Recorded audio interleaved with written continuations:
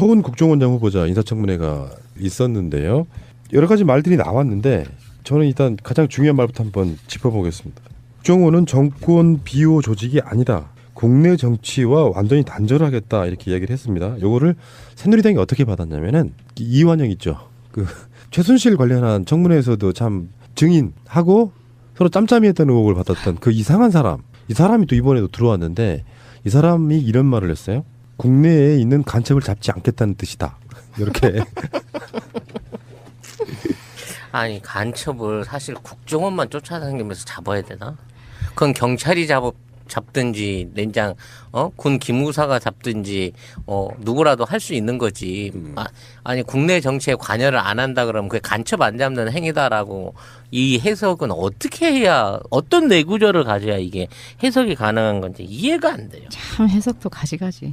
그렇게 낙인 찍고 싶어 하는 거죠. 이게 내가 봤을 때는 그들의 딜레마일 수밖에 없어요. 지금 나오고 있는 이야기 중에 테러 방지법 있잖아요.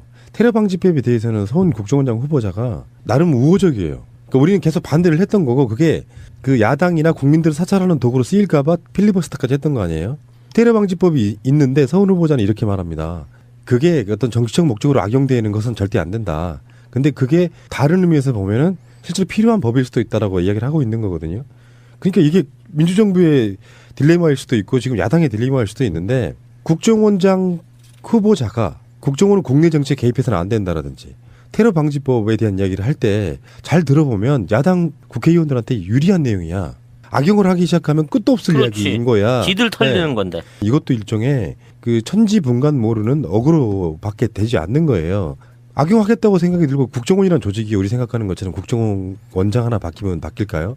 안 바뀝니다. 본능적으로 심각하게는 민주정부 김대중 대통령 지나고 나서 노무현 대통령 들어섰을 때도 국정원 담당자가 국내 정치에 대한 뭐 댓글 작업해드릴까요라든지 뭐 이런 거. 그 정도로 그 본능이 살아있는 사람들입니다.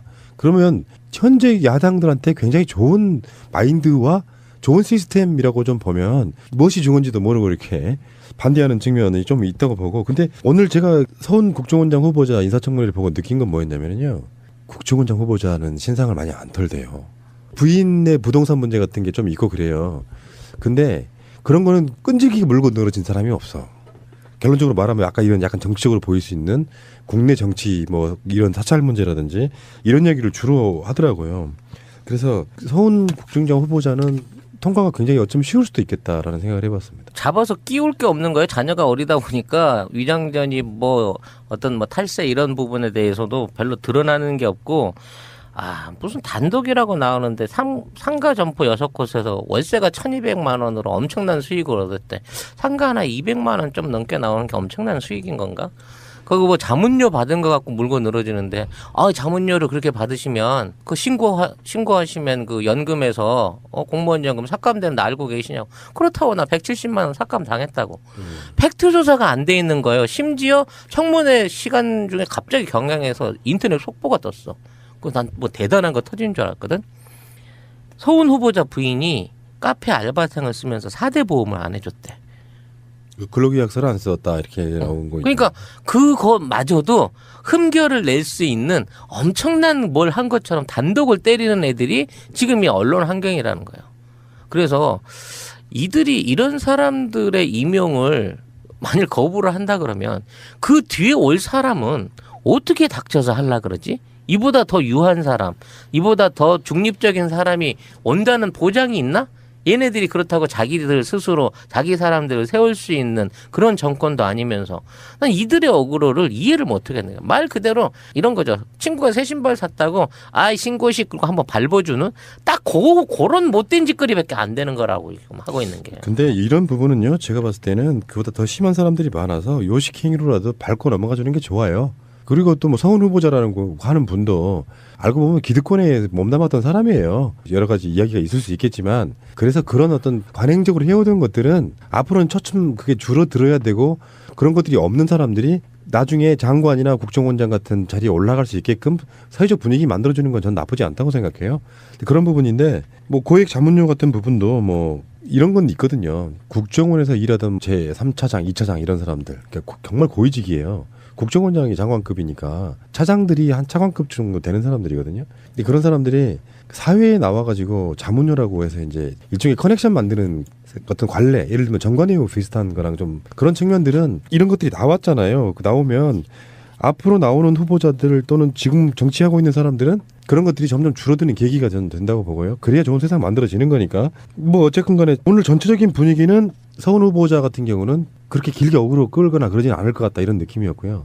지금 총리 같은 경우엔 상징성이 있기 때문에 한번 물고 늘어져 보는 건데 서훈 후보자 이분도 청문회 전체적으로 보면 굉장히 생각이 건전하신 분이에요. 그러니까 국정원에 있었던 사람 치고는 예를 들면 댓글 사건 같은 거 있잖아요. 국정원 댓글 사건 같은 거 다 다시 들여다보겠다. 그런 측면이 있고 뭐 NLL 대화록 유출 문제 같은 것들도 굉장히 전향적인 생각을 갖고 있는 분인데 뭐 아까 제가 말씀드린 것처럼 테러방지법이나 이런 부분들에 대해서는 실제로 거기에 대해서는 뭐랄까 좀 우리랑 생각이 다르지만 다른 이유가 또 있었다 이렇게 말씀드려보고 싶고요. 지금 뭐 말씀하신 부분 이외에도 국정원 내부 해킹 북한이 했다는 그 사건, 박원순 제안 문건 만든 사건, 간첩 조작 사건이죠. 마티즈 사건. 아 그것도 얘기했어. RCS. 예. 그런 류들만 그 내부적으로 해친다고 하더라도 지금 정치권에 미칠 영향력이 어마어마하거든요.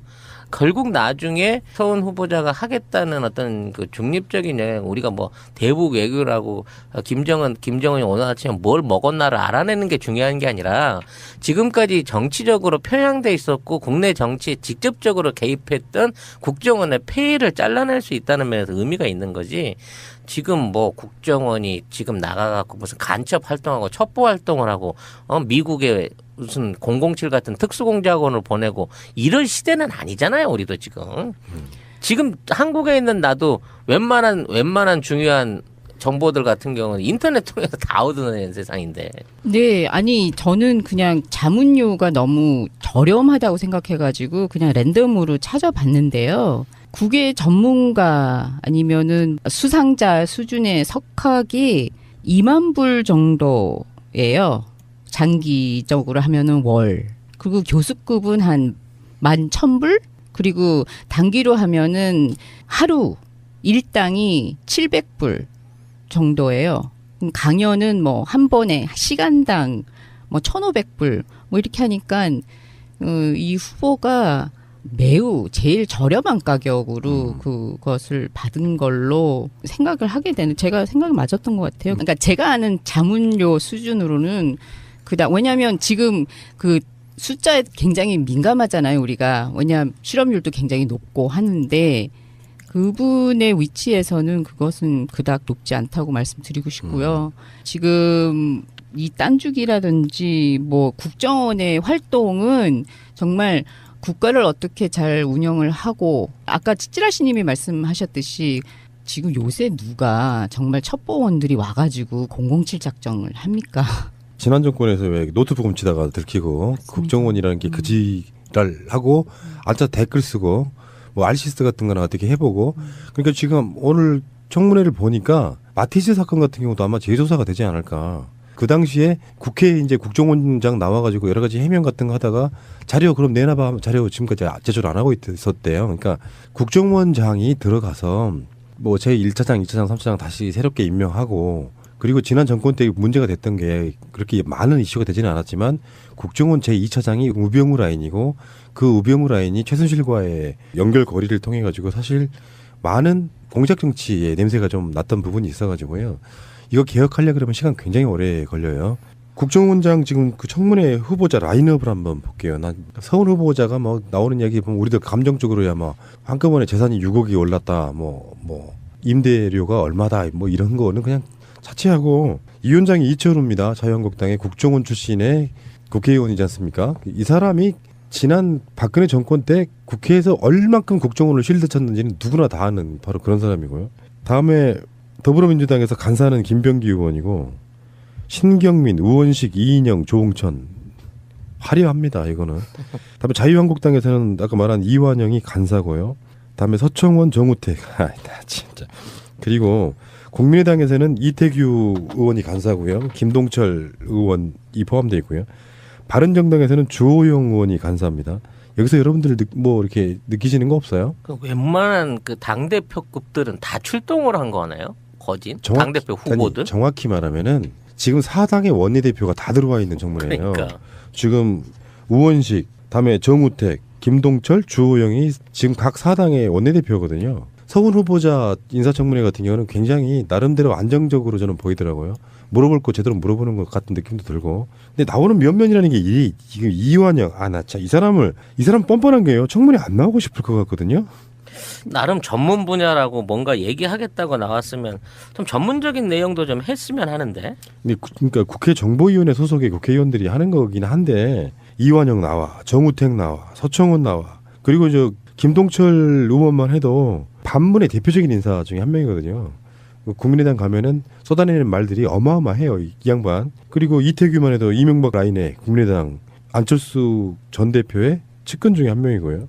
이들이 끝까지 이빨을 내세우면서 물고 뜯을 만한 그 계급에 있는 사람들도 아니고 제일 그 무난하게 지나갈 때 체면막이용으로 지금 세워준 게 아닌가. 그 정도 이상은 기대할 게 없더라고요. 실제 내용도 없고. 그러니까 이를테면 이렇게 될 수 있죠. 뭐 총리 후보 청문회가 첫 번째, 국정원장 청문회가 두 번째, 다음에 아마 공정거래위원장을 할 거예요. 근데 다리를 두들겨 보고 가는 순서가 있잖아요. 1번 타자는 좀 엄하게, 지금도 어그로 끌고 있는 거고, 2번 타자는 사실상 순조롭게 이렇게 통과. 3번 타자가 지금 사실은 자유한국당 같은 부류가 노리고 있는 지점이거든요. 김상조는 절대 안 돼. 이 분위기가 있어요. 재벌들 포함해가지고. 그렇죠. 사실 그쪽으로 포화가 제일 집중되고 있는 김상조 위원장과 강경화 후보자가 타켓이 아닌가 싶은 생각이 들 정도인 거죠.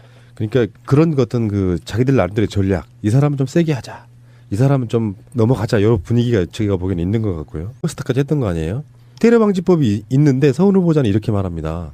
그게 어떤 정치적 목적으로 악용되는 것은 절대 안 된다. 근데 그게 다른 의미에서 보면은 실제로 필요한 법일 수도 있다라고 이야기를 하고 있는 거거든요. 그러니까 이게 민주정부의 딜레마일 수도 있고 지금 야당의 딜레마일 수도 있는데 국정원장 후보자가 국정원은 국내 정치에 개입해서는 안 된다라든지 테러 방지법에 대한 이야기를 할 때 잘 들어보면 야당 국회의원들한테 유리한 내용이야. 악용을 하기 시작하면 끝도 없을 그렇지. 이야기인 거야. 지들 털리는 네. 건데. 이것도 일종의 그 천지분간 모르는 어그로밖에 되지 않는 거예요. 악용하겠다고 생각이 들고 국정원이라는 조직이 우리 생각하는 것처럼 국정원 원장 하나 바뀌면 바뀔까요? 안 바뀝니다. 본능적으로 심각하게는 민주정부 김대중 대통령 지나고 나서 노무현 대통령 들어섰을 때도 국정원 담당자가 국내 정치에 대한 뭐 댓글 작업해드릴까요라든지 뭐 이런 거. 그 정도로 그 본능이 살아있는 사람들입니다. 그러면 현재 야당들한테 굉장히 좋은 마인드와 좋은 시스템이라고 좀 보면 무엇이 중요한지도 모르고 이렇게 반대하는 측면이 좀 있다고 보고. 근데 오늘 제가 서훈 국정원장 후보자 인사청문회를 보고 느낀 건 뭐였냐면요. 국정원장 후보자는 신상을 많이 안 털대요. 부인의 부동산 문제 같은 게 좀 있고 그래요. 근데 그런 거는 끈질기게 물고 늘어진 사람이 없어. 결론적으로 말하면 아까 이런 약간 정치적으로 보일 수 있는 국내 정치 뭐 이런 사찰 문제라든지 이런 얘기를 주로 하더라고요. 그래서 서훈 국정원장 후보자는 통과가 굉장히 어쩌면 쉬울 수도 있겠다라는 생각을 해봤습니다. 잡아서 끼울 게 없는 거예요. 자녀가 어리다 보니까 위장전이 뭐 어떤 뭐 탈세 이런 부분에 대해서도 별로 드러나는 게 없고, 무슨 단독이라고 나오는데 상가 점포 6곳에서 월세가 1,200만 원으로 엄청난 수익을 얻었대. 상가 하나 200만 원 좀 넘게 나오는 게 엄청난 수익인 건가? 거기 뭐 자문료 받은 거 갖고 물고 늘어지는데, 자문료를 그렇게 받으시면 그 신고하시면 그 연금에서 공무원 연금 삭감되는 거 알고 계시냐고. 그렇다고 나 170만 원 삭감 당했다고. 팩트 조사가 안 돼 있는 거예요. 심지어 청문회 시간 중에 갑자기 경향에서 인터넷 속보가 떴어. 난 뭐 대단한 거 터진 줄 알았거든. 서훈 후보자 부인이 카페 알바생을 쓰면서 4대 보험을 안 해줬대. 근로계약서를 안 썼다 이렇게 나온 거. 그러니까 그거마저도 흠결을 낼 수 있는 엄청난 뭘 한 것처럼 단독을 때리는 애들이 지금 이 언론 서훈 국정원장 후보자 인사청문회가 있었는데요. 여러 가지 말들이 나왔는데 저는 일단 가장 중요한 말부터 한번 짚어보겠습니다. 국정원은 정권 비호 조직이 아니다. 국내 정치와 완전히 단절하겠다 이렇게 이야기를 했습니다. 요거를 새누리당이 어떻게 받았냐면은 이완영 있죠. 그 최순실 관련한 청문회에서도 참 증인하고 서로 짬짬이했던 의혹을 받았던 그 이상한 사람. 이 사람이 또 이번에도 들어왔는데 이 사람이 이런 말을 했어요. 국내에 있는 간첩을 잡지 않겠다는 뜻이다. 이렇게. 아니 간첩을 사실 국정원만 쫓아다니면서 잡아야 되나? 그건 경찰이 잡든지連장 군 기무사가 잡든지 누구라도 할 수 있는 거지. 아니 국내 정치에 관여를 안 한다 그러면 그게 간첩 안 잡는 행위다라고 이 해석은 어떻게 해야 어떤 내구조를 가져야 이게 해석이 가능한 건지 이해가 안 돼요. 참 해석도 가지가지. 그렇게 낙인 찍고 싶어 하는 거죠. 이게 내가 봤을 때는 그들의 딜레마일 수밖에 없어요. 지금 나오고 있는 이야기 중에 테러 방지법 있잖아요. 테러 방지법에 대해서는 서훈 국정원장 후보자가 나름 우호적이에요. 그러니까 우리는 계속 반대를 했던 거고 그게 그 야당이나 국민들을 사찰하는 도구로 쓰일까봐 필리버스터 환경이라는 거예요. 그래서 이들이 이런 사람들의 임용을 만일 거부를 한다 그러면 그 뒤에 올 사람은 어떻게 닥쳐서 하려 그러지? 이보다 더 유한 사람, 이보다 더 중립적인 사람이 온다는 보장이 있나? 얘네들이 그렇다고 자기들 스스로 자기 사람들을 세울 수 있는 그런 정권도 아니면서 난 이들의 어그로를 이해를 못 하겠네요. 말 그대로 이런 거죠. 친구가 새 신발 샀다고 아이 신고식 그리고 한번 밟아주는 딱 그런 못된 짓거리밖에 안 되는 거라고 지금 하고 있는 게. 근데 이런 부분은요. 제가 봤을 때는 그보다 더 심한 사람들이 많아서 요식 행위로라도 밟고 넘어가 주는 게 좋아요. 그리고 또 뭐 서훈 후보자라는 거 하는 분도 알고 보면 기득권에 몸담았던 사람이에요. 여러 가지 이야기가 있을 수 있겠지만 그래서 그런 어떤 관행적으로 해오던 것들은 앞으로는 차츰 그게 줄어들어야 되고 그런 것들이 없는 사람들이 나중에 장관이나 국정원장 같은 자리에 올라갈 수 있게끔 사회적 분위기 만들어주는 건 전 나쁘지 않다고 생각해요. 그런 부분인데 뭐 고액 자문료 같은 부분도 뭐 이런 건 있거든요. 국정원에서 일하던 제3차장, 2차장 이런 사람들 그러니까 정말 고위직이에요. 국정원장이 장관급이니까 차장들이 한 차관급 정도 되는 사람들이거든요. 근데 그런 사람들이 사회에 나와가지고 자문료라고 해서 이제 일종의 커넥션 만드는 어떤 관례, 예를 들면 정관예우 비슷한 거랑 좀 그런 측면들은 이런 것들이 나왔잖아요. 나오면 앞으로 나오는 후보자들 또는 지금 정치하고 있는 사람들은 그런 것들이 점점 줄어드는 계기가 저는 된다고 보고요. 그래야 좋은 세상 만들어지는 거니까. 뭐 어쨌건 간에 오늘 전체적인 분위기는 서훈 후보자 같은 경우는 그렇게 길게 어그로 끌거나 그러지는 않을 것 같다 이런 느낌이었고요. 지금 총리 같은 경우엔 상징성이 있기 때문에 한번 물고 늘어져 보는 건데 서훈 후보자 이분도 청문회 전체적으로 보면 굉장히 생각이 건전하신 분이에요. 그러니까 국정원에 있었던 사람 치고는 예를 들면 댓글 사건 같은 거 있잖아요. 국정원 댓글 사건 같은 거 다 다시 들여다보겠다. 그런 측면이 있고 뭐 NLL 대화록 유출 문제 같은 것들도 굉장히 전향적인 생각을 갖고 있는 분인데 뭐 아까 제가 말씀드린 것처럼 테러 방지법이나 이런 부분들에 대해서는 실제로 거기에 대해서는 뭐랄까 좀 우리랑 생각이 다르지만 다른 이유가 또 있었다 이렇게 말씀드려보고 싶고요. 지금 뭐 말씀하신 부분 이외에도 국정원 내부 해킹 북한이 했다는 그 사건, 박원순 제안 문건 만든 사건, 간첩 조작 사건이죠. 마티즈 사건. 아 그것도 얘기했어. RCS. 그런 류들만 그 내부적으로 해친다고